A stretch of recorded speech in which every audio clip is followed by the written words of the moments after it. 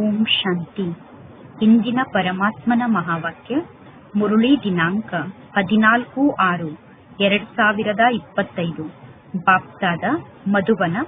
ಮಧುರ ಮಕ್ಕಳೇ, ಈಗ ನಿಮಗೆ ಜ್ಞಾನದ 3ನೇ ನೇತ್ರ ಪ್ರಾಪ್ತಿಯಾಗಿದೆ.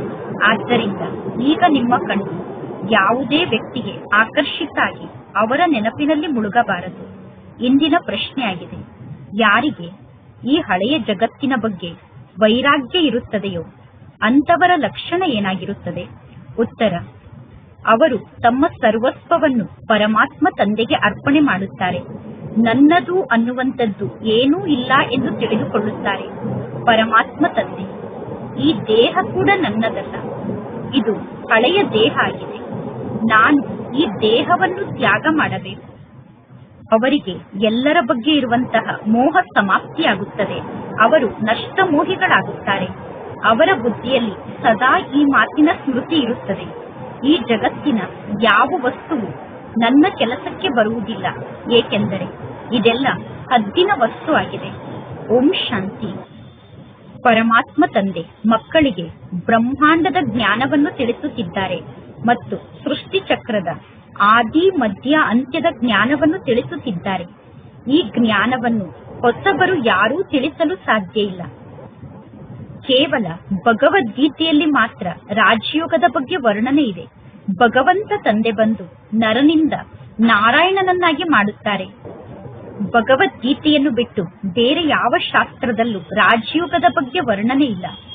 ಈಗ ಪರಮಾತ್ಮ ತಂದೆ ನಮಗೆ ತಿಳಿಸಿದ್ದಾರೆ. ಪರಮಾತ್ಮ ತಂದೆ ತಿಳಿಸುತ್ತಾರೆ, ನಾನೇ ನಿಮಗೆ ರಾಜಯೋಗವನ್ನು ಕಲಿಸಿದ್ದೆ.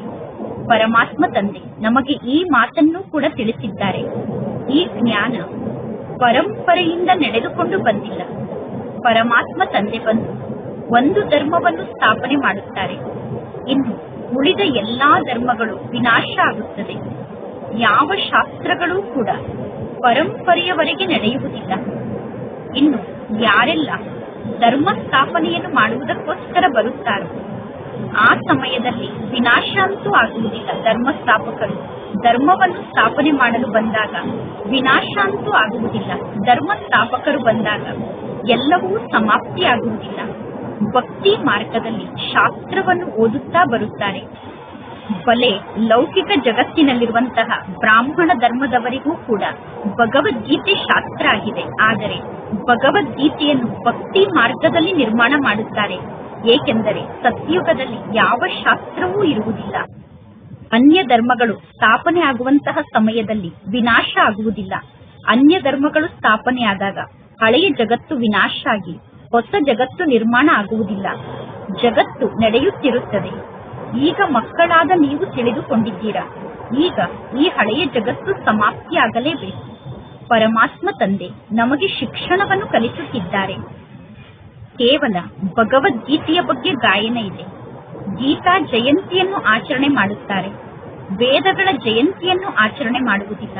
ಭಗವಂತ ತಂದೆ ಒಬ್ಬರೇ ಆಗಿದ್ದಾರೆ ಅಂದ ಮೇಲೆ ಒಬ್ಬ ತಂದೆಯ ಜಯಂತಿಯನ್ನು ಮಾತ್ರ ಆಚರಣೆ ಮಾಡಬೇಕು. ಇನ್ನು ಉಳಿದಿದ್ದೆಲ್ಲ ಪರಮಾತ್ಮ ತಂದೆಯ ರಚನೆ ಆಗಿದೆ. ರಚನೆಯ ಮೂಲಕ ಯಾವ ಪ್ರಾಪ್ತಿಯೂ ಸಿಗಲು ಸಾಧ್ಯ ಇಲ್ಲ. ಆಸ್ತಿ ರಚಯಿತ ಆದಂತಹ ಪರಮಾತ್ಮ ತಂದೆಯ ಮೂಲಕ ಸಿಗುತ್ತದೆ.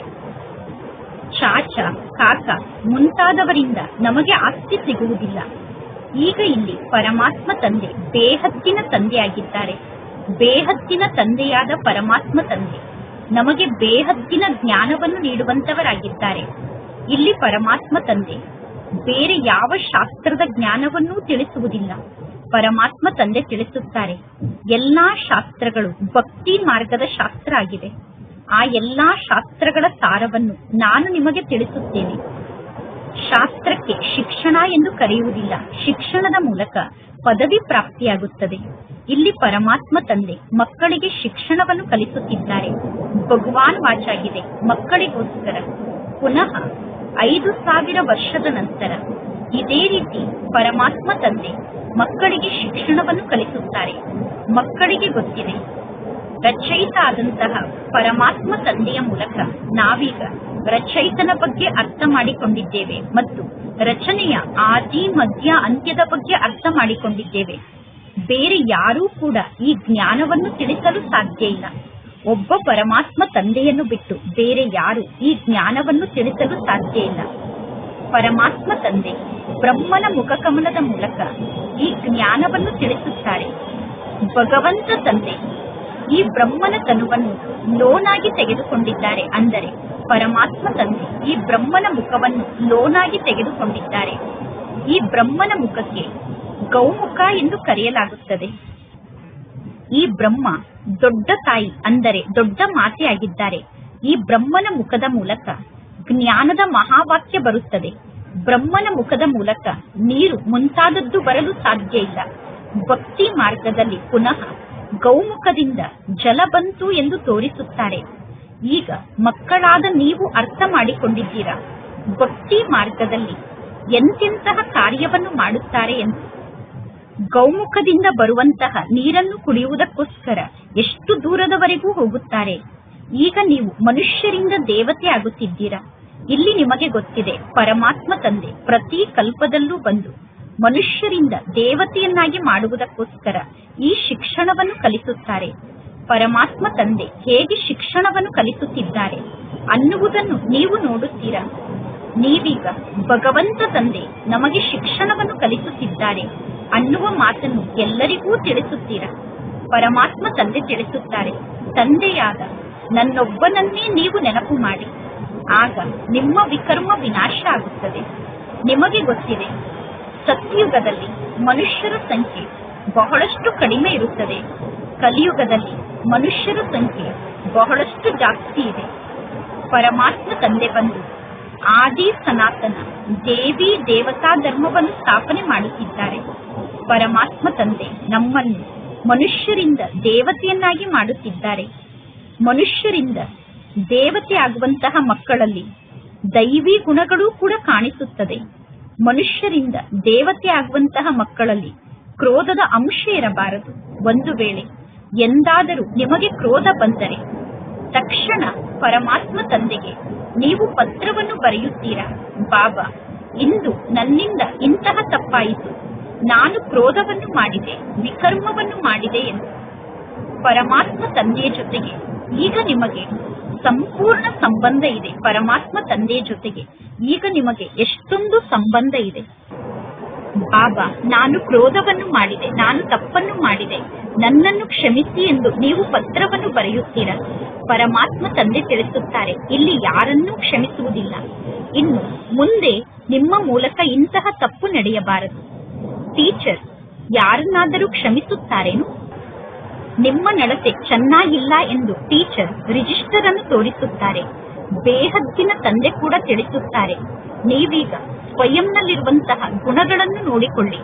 ಪ್ರತಿದಿನ ನಿಮ್ಮ ಲೆಕ್ಕವನ್ನು ನೋಡಿಕೊಳ್ಳಿ. ನಾನು ಯಾರಿಗೂ ದುಃಖವನ್ನು ಕೊಡಲಿಲ್ಲ ತಾನೆ, ನಾನು ಯಾರಿಗೂ ಕಾಟವನ್ನು ಕೊಡಲಿಲ್ಲ ತಾನೆ ಎಂದು ಸ್ವಯಂ ಅನ್ನು ಚೆಕ್ ಮಾಡಿಕೊಳ್ಳಿ. ದೈವಿ ಗುಣವನ್ನು ಧಾರಣೆ ಮಾಡಿಕೊಳ್ಳಲು ಸಮಯ ಅಂತೂ ಬೇಕಾಗುತ್ತದೆ. ದೇಹಾಭಿಮಾನದಿಂದ ಮುಕ್ತ ಆಗುವುದು ಬಹಳ ಪರಿಶ್ರಮದ ಕೆಲಸ ಆಗಿದೆ. ಬಹಳಷ್ಟು ಕಷ್ಟಪಟ್ಟಾಗ ದೇಹಾಭಿಮಾನ ಸಮಾಪ್ತಿಯಾಗುತ್ತದೆ. ಈಗ ನೀವು ಸ್ವಯಂ ಅನ್ನು ಆತ್ಮ ಎಂದು ತಿಳಿದುಕೊಳ್ಳಬೇಕು. ಆಗ ಪರಮಾತ್ಮ ತಂದೆಯ ಜೊತೆಗೆ ಪ್ರೀತಿ ಜೋಡಣೆ ಆಗುತ್ತದೆ. ಇಲ್ಲದಿದ್ದರೆ ದೇಹದ ಕರ್ಮ ಬಂಧನದಲ್ಲೇ ಬುದ್ಧಿ ಸಿಕ್ಕಿ ಹಾಕಿಕೊಂಡಿರುತ್ತದೆ. ಪರಮಾತ್ಮ ತಂದೆ ತಿಳಿಸುತ್ತಾರೆ, ಶರೀರ ನಿರ್ವಹಣೆಗೋಸ್ಕರ ನೀವು ಕರ್ಮವನ್ನು ಮಾಡಲೇಬೇಕು. ಕೆಲಸವನ್ನು ಮಾಡುತ್ತಿದ್ದರೂ ಕೂಡ ತಂದೆಯನ್ನು ನೆನಪು ಮಾಡುವುದಕ್ಕೋಸ್ಕರ ನೀವು ಸಮಯವನ್ನು ಮಾಡಿಕೊಳ್ಳಬಹುದು. ಭಕ್ತಿ ಮಾರ್ಗದಲ್ಲೂ ಕೂಡ ಭಕ್ತರು ಕೆಲಸ ಕಾರ್ಯವನ್ನು ಮಾಡುತ್ತಿದ್ದರೂ ಕೂಡ ಭಕ್ತಿಯನ್ನು ಮಾಡಲು ಸಮಯವನ್ನು ಮಾಡಿಕೊಳ್ಳುತ್ತಾರೆ ತಾನೆ. ಮೀರಾ ಶ್ರೀಕೃಷ್ಣನನ್ನು ನೆನಪು ಮಾಡುತ್ತಿದ್ದರು, ಆದರೆ ಮೀರಾ ಇಲ್ಲೇ ಪುನರ್ಜನ್ಮವನ್ನು ಪಡೆದುಕೊಂಡರು. ಈಗ ಮಕ್ಕಳಾದ ನಿಮಗೆ ಈ ಹಳೆಯ ಜಗತ್ತಿನ ಬಗ್ಗೆ ವೈರಾಗ್ಯ ಬರುತ್ತದೆ. ನಿಮಗೆ ಗೊತ್ತಿದೆ, ನಾವು ಈ ಹಳೆಯ ಜಗತ್ತಿನಲ್ಲಿ ಪುನಃ ಪುನರ್ಜನ್ಮವನ್ನು ಪಡೆದುಕೊಳ್ಳಬಾರದು. ಈ ಜಗತ್ತು ಸಮಾಪ್ತಿಯಾಗುತ್ತದೆ. ಈ ಎಲ್ಲಾ ಮಾತು ಈಗ ನಿಮ್ಮ ಬುದ್ಧಿಯಲ್ಲಿ ಇದೆ. ಹೇಗೆ ಪರಮಾತ್ಮ ತಂದೆಯ ಬಳಿ ಜ್ಞಾನ ಇದೆ, ಅದೇ ರೀತಿ ಮಕ್ಕಳಾದ ನಿಮ್ಮ ಬಳಿ ಕೂಡ ಜ್ಞಾನ ಇದೆ. ಪರಮಾತ್ಮ ತಂದೆ ಸೃಷ್ಟಿ ಚಕ್ರದ ಜ್ಞಾನವನ್ನು ನೀಡುತ್ತಾರೆ. ಈ ಸೃಷ್ಟಿ ಚಕ್ರದ ಜ್ಞಾನ ತಂದೆಯ ಬಳಿ ಮಾತ್ರ ಇದೆ. ಬೇರೆ ಯಾರ ಬುದ್ಧಿಯಲ್ಲೂ ಸೃಷ್ಟಿ ಚಕ್ರದ ಜ್ಞಾನ ಇಲ್ಲ. ಈಗ ನಿಮ್ಮ ಬುದ್ಧಿಯಲ್ಲೂ ಕೂಡ ನಂಬರ್ ವಾರಾಗಿ ಸೃಷ್ಟಿ ಚಕ್ರದ ಜ್ಞಾನ ಇದೆ. ಸರ್ವಶ್ರೇಷ್ಠ ತಂದೆಯಾದ ಪರಮಾತ್ಮ ತಂದೆ ಪತಿತ ಪಾವನ ಆಗಿದ್ದಾರೆ. ಆ ಪರಮಾತ್ಮ ತಂದೆ ನಮಗೆ ಶಿಕ್ಷಣವನ್ನು ಕಲಿಸುತ್ತಿದ್ದಾರೆ ಅನ್ನುವುದು ನಿಮಗೆ ಗೊತ್ತಿದೆ. ನಿಮ್ಮ ಬುದ್ಧಿಯಲ್ಲಿ ಸಂಪೂರ್ಣ ಸೃಷ್ಟಿ ಚಕ್ರದ ಜ್ಞಾನ ಇದೆ. ಈಗ ಈ ನರಕದಲ್ಲಿ ಇದು ನಮ್ಮ ಅಂತಿಮ ಜನ್ಮ ಅನ್ನುವ ಸ್ಮೃತಿ ನಿಮಗೆ ಇರುತ್ತದೆ. ಈ ಜಗತ್ತಿಗೆ ರವರವ ನರಕ ಎಂದು ಕರೆಯಲಾಗುತ್ತದೆ. ಈ ಜಗತ್ತಿನಲ್ಲಿ ಬಹಳಷ್ಟು ಕೊಳಕಿದೆ. ಆದ್ದರಿಂದ ಸನ್ಯಾಸಿಗಳು ಮನೆಯನ್ನು ತ್ಯಾಗ ಮಾಡಿ ಕಾಡಿಗೆ ಹೋಗುತ್ತಾರೆ. ಸನ್ಯಾಸಿಗಳು ಕಾಡಿಗೆ ಹೋಗುವಂತದ್ದು ಶಾರೀರಿಕ ಮಾತಾಗಿದೆ. ನೀವೀಗ ಬುದ್ಧಿಯ ಮೂಲಕ ಸನ್ಯಾಸವನ್ನು ಧಾರಣೆ ಮಾಡಿಕೊಳ್ಳುತ್ತೀರಾ. ಏಕೆಂದರೆ ನಿಮಗೆ ಗೊತ್ತಿದೆ, ನಾವೀಗ ವಾಪಸ್ ಮನೆಗೆ ಹೋಗಬೇಕು. ವಾಪಸ್ ಮನೆಗೆ ಹೋಗುವುದಕ್ಕೋಸ್ಕರ ಎಲ್ಲವನ್ನೂ ಮರೆಯಬೇಕು. ಈ ಚೀಚಿ ಹಳೆಯ ಜಗತ್ತು ಸಮಾಪ್ತಿಯಾಗಿಯೇ ಬಿಟ್ಟಿದೆ. ಯಾವಾಗ ಮನೆ ಹಳೆಯದಾಗುತ್ತದೆಯೋ ಆಗ ಹೊಸ ಮನೆಯನ್ನು ತಯಾರು ಮಾಡುತ್ತಾರೆ. ಹೊಸ ಮನೆ ತಯಾರಾದಾಗ ಹೊಸ ಮನೆಯ ಜೊತೆಗೆ ಬುದ್ಧಿಯೋಗ ಜೋಡಣೆ ಆಗುತ್ತದೆ ಮತ್ತು ಈಗ ಈ ಹಳೆಯ ಮನೆ ಸಮಾಪ್ತಿಯಾಗುತ್ತದೆ ಅನ್ನುವ ವಿಚಾರ ಹೊಸ ಮನೆಗೆ ಹೋಗುವಂತವರ ಮನಸ್ಸಿನಲ್ಲಿ ಇರುತ್ತದೆ. ಈಗ ಮಕ್ಕಳಾದ ನೀವು ಇಲ್ಲಿ ಶಿಕ್ಷಣವನ್ನು ಕಲಿಯುತ್ತಿದ್ದೀರಾ. ನಿಮಗೆ ಗೊತ್ತಿದೆ, ಈಗ ಹೊಸ ಜಗತ್ತು ಸ್ಥಾಪನೆ ಆಗುತ್ತಾ ಇದೆ. ಹೊಸ ಜಗತ್ತು ಸ್ಥಾಪನೆ ಆಗಲು ಸ್ವಲ್ಪೇ ಸಮಯ ಇದೆ. ಬಹಳಷ್ಟು ಜನ ಮಕ್ಕಳು ಬಂದು ಪರಮಾತ್ಮ ತಂದೆಯ ಮೂಲಕ ಜ್ಞಾನದ ಶಿಕ್ಷಣವನ್ನು ಕಲಿಯುತ್ತಾರೆ. ಹೊಸ ಮನೆ ಈಗ ತಯಾರಾಗುತ್ತಿದೆ. ಹಳೆಯ ಮನೆ ಸಮಾಪ್ತಿಯಾಗುತ್ತಾ ಇದೆ. ಇನ್ನು ಕೆಲವು ದಿನ ಮಾತ್ರ ಉಳಿದಿದೆ. ಈಗ ನಿಮ್ಮ ಬುದ್ಧಿಯಲ್ಲಿ ಈ ಬೇಹದ್ದಿನ ಜ್ಞಾನದ ಮಾತಿದೆ. ಈಗ ಈ ಹಳೆಯ ಜಗತ್ತಿನ ಜೊತೆಗೆ ನಮ್ಮ ಮನಸ್ಸು ಜೋಡಣೆ ಆಗುವುದಿಲ್ಲ. ಈ ಹಳೆಯ ಜಗತ್ತಿನ ಯಾವ ವಸ್ತುವು ಕೊನೆಗೂ ನಮ್ಮ ಕೆಲಸಕ್ಕೆ ಬರುವುದಿಲ್ಲ.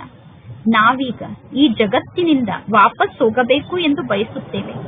ಪರಮಾತ್ಮ ತಂದೆ ತಿಳಿಸುತ್ತಾರೆ, ನೀವೀಗ ಈ ಹಳೆಯ ಜಗತ್ತಿನ ಜೊತೆಗೆ ಮನಸ್ಸನ್ನು ಜೋಡಣೆ ಮಾಡಬಾರದು. ತಂದೆಯಾದ ನನ್ನನ್ನು ನೀವು ನೆನಪು ಮಾಡಿ ಮತ್ತು ಮನೆಯನ್ನು ನೀವು ನೆನಪು ಮಾಡಿ. ಆಗ ನಿಮ್ಮ ವಿಕರ್ಮ ವಿನಾಶ ಆಗುತ್ತದೆ. ಇಲ್ಲದಿದ್ದರೆ ನೀವು ಬಹಳಷ್ಟು ಶಿಕ್ಷೆಯನ್ನು ಅನುಭವ ಮಾಡುತ್ತೀರಾ ಮತ್ತು ನಿಮ್ಮ ಪದವಿ ಕೂಡ ಭ್ರಷ್ಟ ಆಗುತ್ತದೆ. ಈಗ ಆತ್ಮರಾದ ನಮಗೆ ಇದೇ ಮಾತಿನ ಚಿಂತೆ ಇದೆ. ನಾನು 84 ಜನ್ಮವನ್ನು ಪಡೆದುಕೊಂಡಿದ್ದೇನೆ. ಈಗ ಪರಮಾತ್ಮ ತಂದೆಯನ್ನು ನಾನು ನೆನಪು ಮಾಡಿದರೆ ಮಾತ್ರ ನನ್ನ ವಿಕರ್ಮ ವಿನಾಶ ಆಗುತ್ತದೆ. ಪರಮಾತ್ಮ ತಂದೆಯ ಮತದಂತೆ ನಾವೀಗ ನಡೆಯಬೇಕು. ಆಗ ನಮ್ಮ ಜೀವನ ಶ್ರೇಷ್ಠ ಜೀವನ ಆಗುತ್ತದೆ. ಪರಮಾತ್ಮ ತಂದೆ ಸರ್ವಶ್ರೇಷ್ಠ ತಂದೆಯಾಗಿದ್ದಾರೆ ಅನ್ನುವುದೂ ಕೂಡ ಈಗ ನಿಮಗೆ ಗೊತ್ತಿದೆ. ಪರಮಾತ್ಮ ತಂದೆ ಮಕ್ಕಳಿಗೆ ಚೆನ್ನಾಗಿ ಈ ಜ್ಞಾನದ ಮಾತಿನ ಸ್ಮೃತಿಯನ್ನು ತಂದುಕೊಡುತ್ತಾರೆ. ಬೇಹದ್ದಿನ ತಂದೆ ಜ್ಞಾನದ ಸಾಗರ ಆಗಿದ್ದಾರೆ. ಆ ಪರಮಾತ್ಮ ತಂದೆ ಬಂದು ಮಕ್ಕಳಿಗೆ ಶಿಕ್ಷಣವನ್ನು ಕಲಿಸುತ್ತಾರೆ. ಪರಮಾತ್ಮ ತಂದೆ ತಿಳಿಸುತ್ತಾರೆ, ನೀವು ಈ ಶಿಕ್ಷಣವನ್ನು ಕಲಿಯಿರಿ. ಶರೀರ ನಿರ್ವಹಣೆಗೋಸ್ಕರ ಎಲ್ಲವನ್ನೂ ಮಾಡಿ, ಆದರೆ ಟ್ರಸ್ಟಿಗಳಾಗಿ ಎಲ್ಲವನ್ನೂ ಮಾಡಿ. ಮಕ್ಕಳಾದ ನಿಮಗೆ ಈಗ ಈ ಹಳೆಯ ಜಗತ್ತಿನ ಬಗ್ಗೆ ಬೇಹದ್ದಿನ ವೈರಾಗ್ಯ ಇರಬೇಕು. ನೀವೀಗ ನಿಮ್ಮ ಸರ್ವಸ್ವವನ್ನು ಪರಮಾತ್ಮ ತಂದೆಗೆ ಅರ್ಪಣೆ ಮಾಡುತ್ತೀರಾ. ನನ್ನದು ಅನ್ನುವಂಥದ್ದು ಏನೂ ಇಲ್ಲ. ಬಾಬಾ, ಈ ದೇಹ ಕೂಡ ನನ್ನದಲ್ಲ. ಈ ದೇಹ ಹಳೆಯ ದೇಹ ಆಗಿದೆ. ಈ ಹಳೆಯ ದೇಹವನ್ನು ನಾನೀಗ ತ್ಯಾಗ ಮಾಡಬೇಕು. ಎಲ್ಲಾ ವಸ್ತುವಿನ ಬಗ್ಗೆ ಇರುವಂತಹ ಮೋಹ ಸಮಾಪ್ತಿಯಾಗುತ್ತಾ ಹೋಗುತ್ತದೆ. ಈಗ ನಾವು ನಷ್ಟ ಮೋಹಿಗಳಾಗಬೇಕು. ಇದೇ ಬೇಹದ್ದಿನ ವೈರಾಗ್ಯ ಆಗಿದೆ. ಜಗತ್ತಿನ ಜನರಿಗೆ ಹದ್ದಿನ ವೈರಾಗ್ಯ ಇರುತ್ತದೆ. ನಿಮ್ಮ ಬುದ್ಧಿಯಲ್ಲಿ ಸದಾ ಈ ಮಾತಿನ ಸ್ಮೃತಿ ಇದೆ, ನಾವೀಗ ಸ್ವರ್ಗಕ್ಕೆ ಹೋಗಿ ಸ್ವರ್ಗದಲ್ಲಿ ನಮ್ಮ ಮಹಲನ್ನು ನಿರ್ಮಾಣ ಮಾಡುತ್ತೇವೆ.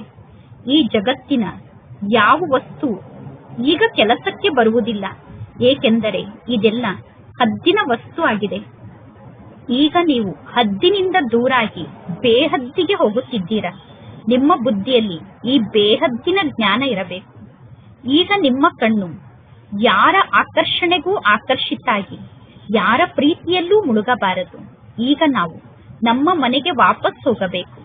ಪ್ರತಿ ಕಲ್ಪದಲ್ಲೂ ಪರಮಾತ್ಮ ತಂದೆ ಬಂದು ನಮಗೆ ಶಿಕ್ಷಣವನ್ನು ಕಲಿಸಿ ಪುನಃ ನಮ್ಮನ್ನು ಜೊತೆಗೆ ಮನೆಗೆ ಕರೆದುಕೊಂಡು ಹೋಗುತ್ತಾರೆ. ಪರಮಾತ್ಮ ತಂದೆ ತಿಳಿಸುತ್ತಾರೆ, ಈ ಜ್ಞಾನದ ಶಿಕ್ಷಣ ನಿಮಗೋಸ್ಕರ ಹೊಸ ಶಿಕ್ಷಣ ಅಲ್ಲ. ನಿಮಗೆ ಗೊತ್ತಿದೆ, ಪ್ರತಿ ಕಲ್ಪದಲ್ಲೂ ನಾವು ಈ ಜ್ಞಾನದ ಶಿಕ್ಷಣವನ್ನು ಕಲಿಯುತ್ತೇವೆ. ಮಕ್ಕಳಾದ ನಿಮ್ಮಲ್ಲಿ ನಂಬರ್ ವಾರಾಗಿ ಇದ್ದಾರೆ. ಮಕ್ಕಳಾದ ನೀವು ನಂಬರ್ ವಾರಾಗಿ ಈ ಜ್ಞಾನದ ಶಿಕ್ಷಣವನ್ನು ಕಲಿಯುತ್ತೀರಾ. ಇಡೀ ಜಗತ್ತಿನಲ್ಲಿ ಎಷ್ಟೆಲ್ಲಾ ಜನ ಮನುಷ್ಯರಿದ್ದಾರೆ, ಆದರೆ ಆ ಮನುಷ್ಯರಲ್ಲಿ ಯಾರು ದೇವತಾ ಧರ್ಮದವರು ಅನ್ನುವುದು ನಿಮಗೆ ಗೊತ್ತಿಲ್ಲ. ನಿಧಾನವಾಗಿ ಬ್ರಾಹ್ಮಣರ ಈ ವೃಕ್ಷ ವೃದ್ಧಿಯಾಗುತ್ತಾ ಹೋಗುತ್ತದೆ. ನಾಟಕದ ಪ್ಲಾನ್ನ ಅನುಸಾರ ಸ್ಥಾಪನೆ ಆಗಲೇಬೇಕು. ಮಕ್ಕಳಿಗೆ ಗೊತ್ತಿದೆ, ಇದು ನಮ್ಮ ಆತ್ಮಿಕ ಗೌರ್ಮೆಂಟ್ ಆಗಿದೆ. ಈಗ ನಾವು ದಿವ್ಯ ದೃಷ್ಟಿಯ ಮೂಲಕ ಹೊಸ ಜಗತ್ತನ್ನು ನೋಡುತ್ತೇವೆ. ನಾವೀಗ ಆ ಹೊಸ ಜಗತ್ತಿಗೆ ಹೋಗಬೇಕು. ಭಗವಂತ ತಂದೆ ಒಬ್ಬರೇ ಆಗಿದ್ದಾರೆ. ಅದೇ ಪರಮಾತ್ಮ ತಂದೆ ನಮಗೆ ಶಿಕ್ಷಣವನ್ನು ಕಲಿಸುವಂತಹ ತಂದೆಯಾಗಿದ್ದಾರೆ. ಪರಮಾತ್ಮ ತಂದೆ ನಮಗೆ ರಾಜಯೋಗವನ್ನು ಕಲಿಸಿದ್ದರು. ಪರಮಾತ್ಮ ತಂದೆ ನಮಗೆ ರಾಜಯೋಗವನ್ನು ಕಲಿಸಿದಾಗ ಅವಶ್ಯವಾಗಿ ಯುದ್ಧ ನಡೆದಿತ್ತು. ಅನೇಕ ಧರ್ಮಗಳ ವಿನಾಶ ಆಗಿತ್ತು. ಒಂದು ಧರ್ಮದ ಸ್ಥಾಪನೆ ಆಗಿತ್ತು. ನೀವೀಗ ಅದೇ ದೇವತೆಗಳಾಗಿದ್ದೀರಾ. ಕಲ್ಪದಲ್ಲೂ ನೀವೇ ಶಿಕ್ಷಣವನ್ನು ಕಲಿಯುವುದಕ್ಕೋಸ್ಕರ ಬರುತ್ತೀರಾ ಮತ್ತು ಪ್ರತಿ ಕಲ್ಪದಲ್ಲೂ ನೀವೇ ಆಸ್ತಿಯನ್ನು ಪಡೆದುಕೊಳ್ಳುತ್ತೀರಾ. ಪ್ರತಿಯೊಬ್ಬರೂ ಸ್ವಯಂಗೋಸ್ಕರ ಪುರುಷಾರ್ಥವನ್ನು ಮಾಡಬೇಕು. ಇದು ಬೇಹದ್ದಿನ ಶಿಕ್ಷಣ ಆಗಿದೆ. ಈ ಜ್ಞಾನದ ಶಿಕ್ಷಣವನ್ನು ಯಾವ ಮನುಷ್ಯರೂ ನೀಡಲು ಸಾಧ್ಯ ಇಲ್ಲ. ಪರಮಾತ್ಮ ತಂದೆ ಶ್ಯಾಮ ಮತ್ತು ಸುಂದರ ಅನ್ನುವ ಶಬ್ದದ ರಹಸ್ಯವನ್ನು ತಿಳಿಸಿದ್ದಾರೆ. ಈಗ ನಿಮಗೆ ಗೊತ್ತಿದೆ, ನಾವೀಗ ಸುಂದರರಾಗುತ್ತಿದ್ದೇವೆ. ಮೊದಲು ನಾವು ಶ್ಯಾಮ ಆಗಿದ್ದೆವು. ಶ್ರೀಕೃಷ್ಣ ಒಂಟಿಯಾಗಿ ಇರಲಿಲ್ಲ. ಶ್ರೀಕೃಷ್ಣನ ಸಂಪೂರ್ಣ ರಾಜ್ಯದಾನಿ ಇತ್ತು. ಈಗ ನಿಮಗೆ ಗೊತ್ತಿದೆ, ನಾವು ನರಕದ ನಿವಾಸಿಗಳಿಂದ ಸ್ವರ್ಗದ ನಿವಾಸಿಗಳಾಗುತ್ತಿದ್ದೇವೆ. ಈಗ ನಿಮಗೆ ಈ ನರಕದ ಬಗ್ಗೆ ತಿರಸ್ಕಾರ ಬರುತ್ತದೆ. ಈಗ ನೀವು ಪುರುಷೋತ್ತಮ ಸಂಗಮ ಯುಗಕ್ಕೆ ಬಂದಿದ್ದೀರಾ. ಎಷ್ಟೆಲ್ಲಾ ಜನ ಮನುಷ್ಯರು ಈ ಜ್ಞಾನ ಮಾರ್ಗಕ್ಕೆ ಬರುತ್ತಾರೆ, ಆದರೆ ಕಲ್ಪದ ಮೊದಲು ಜ್ಞಾನ ಮಾರ್ಗದಲ್ಲಿ ಯಾರು ಉಳಿದುಕೊಂಡಿದ್ದರೋ ಅವರೇ ಈ ಜ್ಞಾನ ಮಾರ್ಗದಲ್ಲಿ ಉಳಿದುಕೊಳ್ಳುತ್ತಾರೆ. ಸಂಗಮ ಯುಗವನ್ನು ನೀವೀಗ ಚೆನ್ನಾಗಿ ನೆನಪು ಮಾಡಬೇಕು. ನಾವೀಗ ಪುರುಷೋತ್ತಮರಾಗಿದ್ದೇವೆ, ಅಂದರೆ ನಾವೀಗ ಮನುಷ್ಯರಿಂದ ದೇವತೆಗಳಾಗುತ್ತಿದ್ದೇವೆ. ನರಕ ಅಂದರೆ ಏನು, ಸ್ವರ್ಗ ಅಂದರೆ ಏನು ಅನ್ನುವುದು ಮನುಷ್ಯರಿಗೆ ಗೊತ್ತಿಲ್ಲ. ಜಗತ್ತಿನ ಮನುಷ್ಯರು ಹೇಳುತ್ತಾರೆ, ಎಲ್ಲವೂ ಇಲ್ಲೇ ಇದೆ, ಅಂದರೆ ನರಕ ಮತ್ತು ಸ್ವರ್ಗ ಇಲ್ಲೇ ಇದೆ. ಯಾರು ಸುಖಿಗಳಾಗಿದ್ದಾರೋ ಅವರ ಪಾಲಿಗೆ ಇದೇ ಸ್ವರ್ಗ ಆಗಿದೆ, ಯಾರು ದುಃಖಿಗಳಾಗಿದ್ದಾರೋ ಅವರ ಪಾಲಿಗೆ ಇದೇ ನರಕ ಆಗಿದೆ ಎಂದು ಜನ ಹೇಳುತ್ತಾರೆ. ಈ ರೀತಿ ಜಗತ್ತಿನಲ್ಲಿ ಅನೇಕ ಪ್ರಕಾರದ ಮತ ಇದೆ. ಒಂದೇ ಮನೆಯಲ್ಲಿ ಅನೇಕ ಪ್ರಕಾರದ ಮತಗಳು ಇರುತ್ತದೆ. ನಿಮಗೆ ನಿಮ್ಮ ಮಕ್ಕಳು ಮುಂತಾದವರ ಬಗ್ಗೆ ಮೋಹದ ಸೆಳೆತ ಇದೆ. ಆ ಮೋಹ ಸಮಾಪ್ತಿಯಾಗುವುದೇ ಇಲ್ಲ. ಮೋಹಕ್ಕೆ ವಶಾಗಿ ನಾವು ಅವರ ಜೊತೆಗೆ ಹೇಗೆ ಇದ್ದೇವೆ, ಏನನ್ನು ಮಾಡುತ್ತಿದ್ದೇವೆ ಅನ್ನುವುದು ನಿಮಗೆ ಅರ್ಥ ಆಗುವುದೇ ಇಲ್ಲ. ಮಕ್ಕಳು ಪರಮಾತ್ಮ ತಂದೆಯನ್ನು ಕೇಳುತ್ತಾರೆ, ಬಾಬಾ, ನಮ್ಮ ಮಕ್ಕಳ ಮದುವೆಯನ್ನು ಮಾಡಬಹುದೇ? ಆದರೆ ಮಕ್ಕಳಾದ ನಿಮಗೆ ಇಲ್ಲಿಯ ನಿಯಮದ ಬಗ್ಗೆ ತಿಳಿಸಲಾಗುತ್ತದೆ. ನೀವೀಗ ಸ್ವರ್ಗದ ನಿವಾಸಿಗಳಾಗುವುದಕ್ಕೋಸ್ಕರ ಒಂದು ಕಡೆ ಜ್ಞಾನವನ್ನು ಪಡೆದುಕೊಳ್ಳುತ್ತಿದ್ದೀರಾ, ಇನ್ನೊಂದು ಕಡೆ ಅವರನ್ನು ನರಕಕ್ಕೆ ತಳ್ಳಬಹುದೇ ಎಂದು ನನ್ನನ್ನು ಕೇಳುತ್ತೀರಾ. ನೀವು ಪರಮಾತ್ಮ ತಂದೆಯನ್ನು ಕೇಳಿದರೆ ಪರಮಾತ್ಮ ತಂದೆ ತಿಳಿಸುತ್ತಾರೆ, ಹೋಗಿ ಮದುವೆಯನ್ನು ಮಾಡಿ ಎಂದು. ಪರಮಾತ್ಮ ತಂದೆಯ ಸಮ್ಮುಖದಲ್ಲಿ ಕೇಳುತ್ತಿದ್ದೀರಾ ಅಂದರೆ ಪರಮಾತ್ಮ ತಂದೆ ತಿಳಿದುಕೊಳ್ಳುತ್ತಾರೆ, ಇವರಿಗೆ ಮಕ್ಕಳ ಬಗ್ಗೆ ಮೋಹ ಇದೆ. ಪರಮಾತ್ಮ ತಂದೆ ಮಕ್ಕಳಿಗೆ ತಿಳಿಸುತ್ತಾರೆ, ನಿಮ್ಮ ಮಕ್ಕಳ ಬಗ್ಗೆ ನಿಮಗೆ ಮೋಹ ಇದೆ. ಈಗ ಒಂದು ವೇಳೆ ಪರಮಾತ್ಮ ತಂದೆ ನಿಮ್ಮ ಮಕ್ಕಳ ಮದುವೆಯನ್ನು ಮಾಡಬೇಡಿ ಎಂದು ಹೇಳಿದರೆ ನೀವು ಹೋಗಿ ಜಗತ್ತಿನಲ್ಲಿ ತಂದೆಯ ನಿಂದನೆಯನ್ನು ಮಾಡುತ್ತೀರಾ, ಡಿಸ್ಸರ್ವಿಸ್ ಅನ್ನು ಮಾಡುತ್ತೀರಾ. ಇನ್ನು ಹೆಣ್ಣು ಮಕ್ಕಳ ಮದುವೆಯನ್ನು ಮಾಡಲೇಬೇಕು. ಹೆಣ್ಣು ಮಕ್ಕಳ ಮದುವೆಯನ್ನು ಮಾಡದೇ ಇದ್ದರೆ ಮಕ್ಕಳು ಸಂಘ ದೋಷದಲ್ಲಿ ಬಂದು ಕೆಟ್ಟು ಹೋಗುತ್ತಾರೆ. ಇನ್ನು ಗಂಡು ಮಕ್ಕಳ ಮದುವೆಯನ್ನು ನೀವು ಮಾಡಬಾರದು, ಆದರೆ ಅಷ್ಟೊಂದು ಸಾಹಸ ನಿಮ್ಮಲ್ಲಿ ಇರಬೇಕು. ಪರಮಾತ್ಮ ತಂದೆ ಈ ಬ್ರಹ್ಮನ ಮೂಲಕ ಅಂತಹ ಕಾರ್ಯವನ್ನು ಮಾಡಿಸಿ ತೋರಿಸಿದರು. ಈ ಬ್ರಹ್ಮ ತಂದೆಯನ್ನು ನೋಡಿ ಪುನಃ ಅನ್ಯರೂ ಕೂಡ ಅದೇ ರೀತಿ ಮಾಡಲು ಪ್ರಾರಂಭ ಮಾಡಿದರು. ಮನೆಯಲ್ಲಿ ಬಹಳಷ್ಟು ಜಗಳಗಳು ನಡೆಯಲು ಪ್ರಾರಂಭ ಆಯಿತು. ಇದು ಜಗಳದ ಜಗತ್ತಾಗಿದೆ, ಮುಳ್ಳಿನ ಕಾಡಾಗಿದೆ. ಒಬ್ಬರು ಇನ್ನೊಬ್ಬರಿಗೆ ಮುಳ್ಳನ್ನೇ ಚುಚ್ಚುತ್ತಿರುತ್ತಾರೆ. ಸ್ವರ್ಗಕ್ಕೆ ಹೂದೋಟ ಎಂದು ಕರೆಯಲಾಗುತ್ತದೆ. ಈ ಕಲಿಯುಗ ಕಾಡಾಗಿದೆ. ಪರಮಾತ್ಮ ತಂದೆ ಬಂದು ಮುಳ್ಳಿನಿಂದ ನಮ್ಮನ್ನು ಹೂವನ್ನಾಗಿ ಮಾಡುತ್ತಾರೆ. ಎಲ್ಲೋ ಕೆಲವರು ಮಾತ್ರ ಈ ಜ್ಞಾನ ಮಾರ್ಗಕ್ಕೆ ಬರುತ್ತಾರೆ. ಪ್ರದರ್ಶನದಲ್ಲಿ ಜ್ಞಾನವನ್ನು ಕೇಳುವಾಗ ಎಲ್ಲರೂ ಹೌದು ಹೌದು ಜ್ಞಾನ ಚೆನ್ನಾಗಿದೆ ಎಂದು ಹೇಳುತ್ತಾರೆ.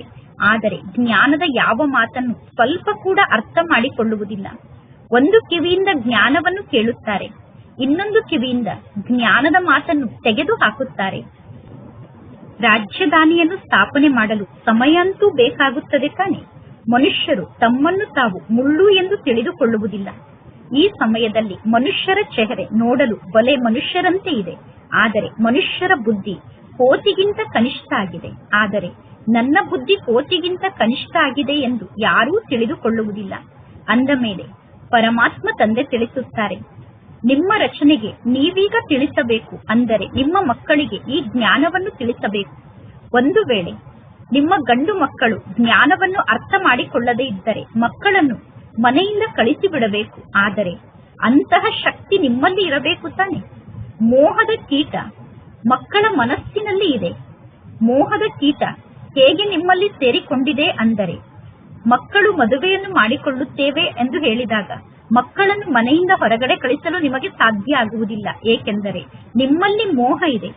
ಈ ಜ್ಞಾನ ಮಾರ್ಗದಲ್ಲಿ ನೀವು ನಷ್ಟ ಮೋಹಿಗಳಾಗಬೇಕು. ನನ್ನವರು ಕೇವಲ ಒಬ್ಬ ಪರಮಾತ್ಮ ಶಿವತಂದೆ ಆಗಿದ್ದಾರೆ. ಒಬ್ಬ ಶಿವತಂದೆಯನ್ನು ಬಿಟ್ಟು ನನಗೆ ಬೇರೆ ಯಾರೂ ಇಲ್ಲ ಎಂದು ತಿಳಿದುಕೊಳ್ಳಬೇಕು.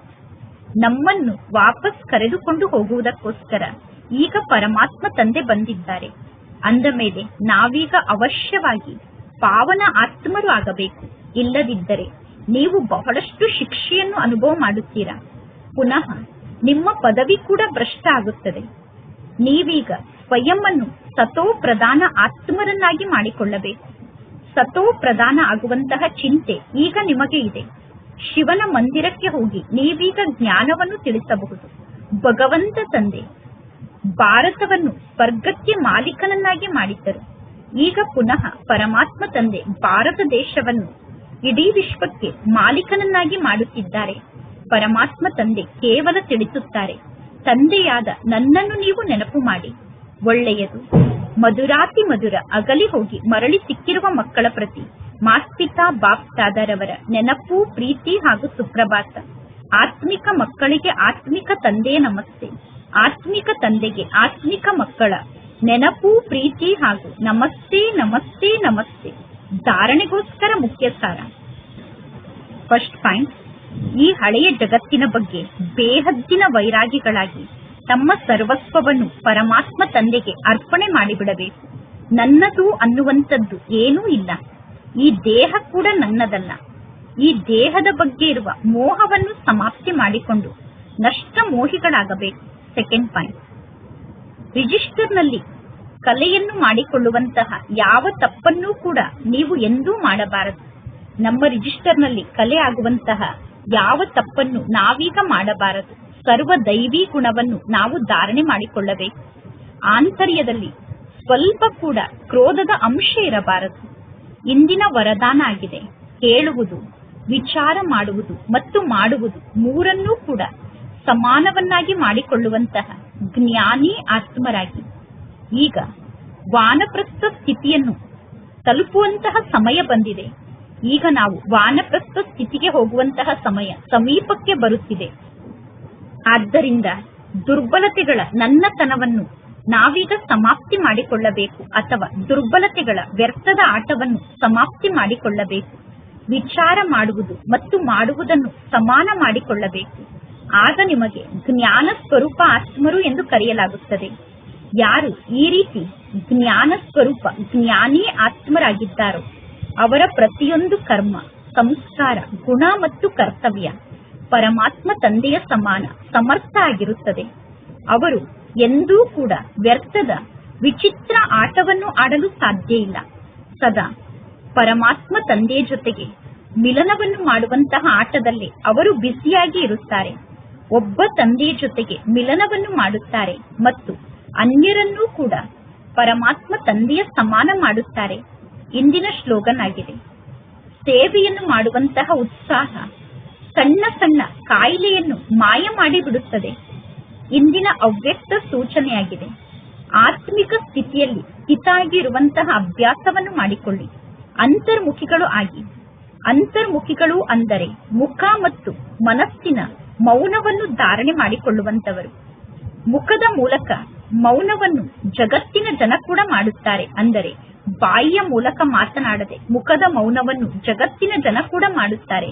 ಆದರೆ ವ್ಯರ್ಥ ಸಂಕಲ್ಪಗಳ ಮನಸ್ಸಿನ ಮೌನವನ್ನು ನೀವೀಗ ಧಾರಣೆ ಮಾಡಿಕೊಳ್ಳಬೇಕು.